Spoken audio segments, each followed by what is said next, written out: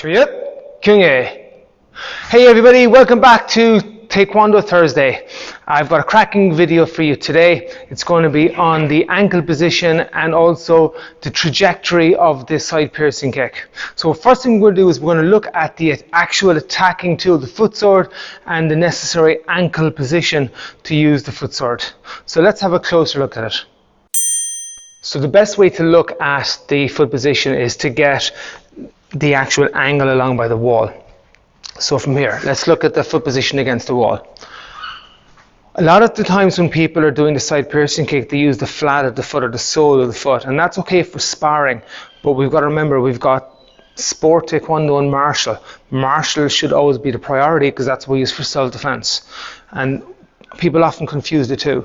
So the sole of the foot is often just flattened against the wall like this, against the target, whatever it might be. But to correctly use the foot sword, you have to get the sole of the foot off the wall. So hopefully you can see that now in the close-up. The next thing is the heel should be slightly higher than the toes. So for that to work, you need to make sure you have your hip rotated into the kick.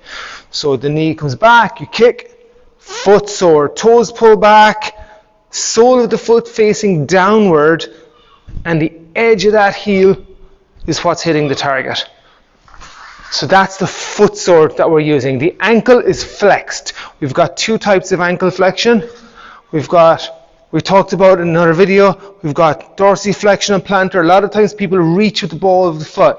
You need to lock that ankle into position so that the heel is the furthest part out.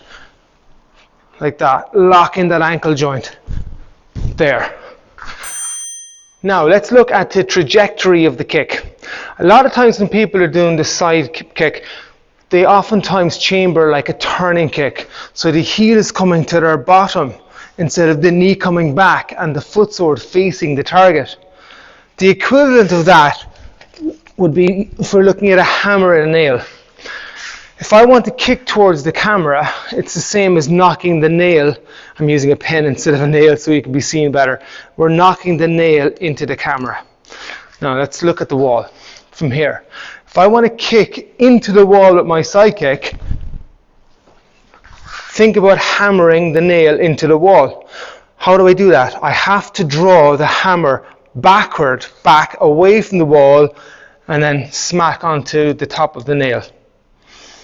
Now, when you do a side kick chamber and you have your heel pulled to your bottom and you're swinging it out that way, at the very end of the kick it might look the same, but the effect is entirely different because you're sliding off the surface of the target. From here, you're kicking that way. That's the equivalent of doing this with your nail. Instead of hitting it straight onto the head, you're hammering it across, which knocks it out of the wall. So instead of hitting it on like that into the wall, you're hitting it from the side and out of the wall. So now let's bring that back to the actual kicking action again. So remember, when you're doing your yapchagi, you need to draw the knee backward more and not have the heel coming from the bottom. That's more of a side turning kick or even a turning kick position.